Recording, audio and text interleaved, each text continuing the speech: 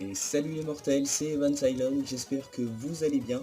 Désolé d'avoir pris autant de temps pour faire mon retour sur YouTube, mais c'est tout simplement parce que je n'avais pas d'idée de vidéo.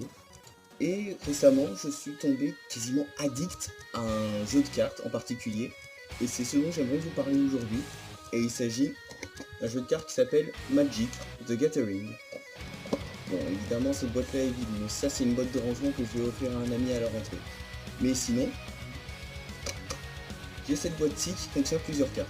Alors il faut d'abord savoir que Magic c'est pas juste un jeu de cartes comme ça, voilà, qui a été créé juste pour faire du merchandising, non. C'est un jeu de cartes dans lequel, à la base, ça part d'une histoire. Enfin, il y a une histoire qui a été créée autour du jeu de cartes, voilà, ça c'est plus correct à dire. Et dans cette histoire, il y a énormément d'extensions, il y a énormément d'éditions, il y a beaucoup de personnages importants, il y a énormément de cartes surtout. Et je peux pas évidemment tout décrire en une seule vidéo, c'est pas possible. Tout simplement parce qu'il y a beaucoup trop de choses à dire et à décrire. Et tout ce que je peux vous dire, c'est que dans ce jeu de cartes, il y a les cartes qu'on appelle les communes et les unco. C'est des cartes qui valent pas vraiment grand chose, c'est juste des cartes qui sont bons à remplir des decks. Je vais vous expliquer après ce que sont les decks. Et il y a aussi les cartes légendaires, qui sont des créatures légendaires, rares ou non. Et il y a les créatures rares. Et même dans les créatures rares, il y a encore deux catégories. Il y a les rares poussins et il y a les rares mythiques, celles qui sont plus dures à trouver. Et encore au-dessus de ça, il y a les Planeswalkers. Sauf que les Planeswalkers, je ne sais pas exactement comment vous les décrire parce que même pour moi c'est compliqué. Mais c'est juste que ce sont des cartes qui peuvent être décrites comme étant des joueurs. Je vais pas essayer de comprendre la logique très longtemps. Maintenant, je vais vous expliquer comment on fait les decks. Et surtout, qu'est-ce que c'est un deck? Et bien un deck, c'est une composition de 60 cartes. Comme, par exemple, on va prendre un exemple plus simple, hein, je ne vais pas aller très loin. Des cartes comme celle-ci.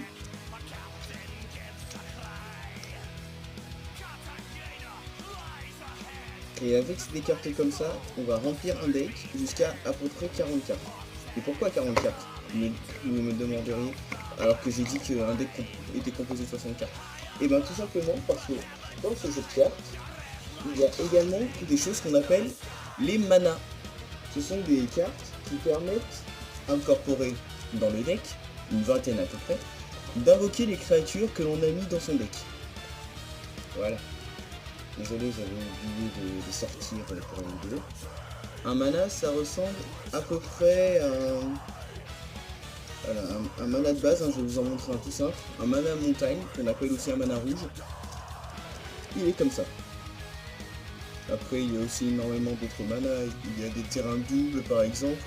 Comme celui-là, c'est la porte de la guilde de Dimir, de l'édition des guildes de Ravnica, une des éditions les plus récentes. Il y a également un terrain de base, forêt. Il y a aussi des terrains bleus.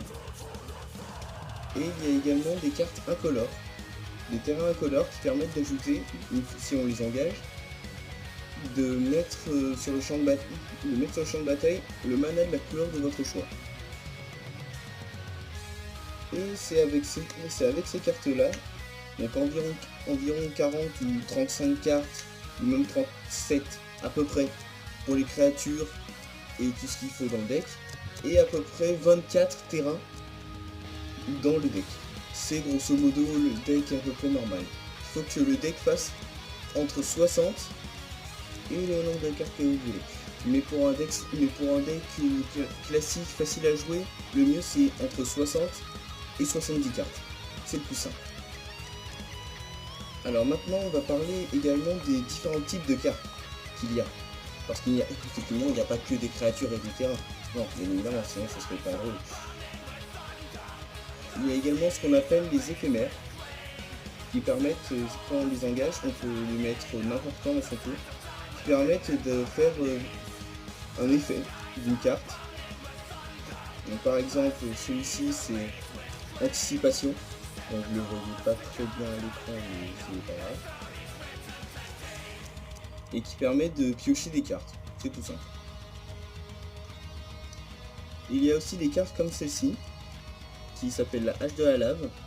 Et c'est un rituel cette fois, c'est différent des éphémères, qui permet d'infliger 5 blessures à une cible de votre choix. Et il y a plein de cartes comme celle-ci. Par exemple, il y a même les cartes doubles, qui s'appellent les créatures artefacts. Et c'est à peu près tout ce que je peux dire sur les cartes du deck. Après également, il y a les cartes légendaires que j'ai mis dans ce classeur, que je ne vais pas vous montrer dans cette vidéo, mais dans une autre, parce qu'il y a ma soeur à côté et qu'elle attend comme par hasard pour que je me taise. Donc je vais vous dire à la prochaine, et à plus.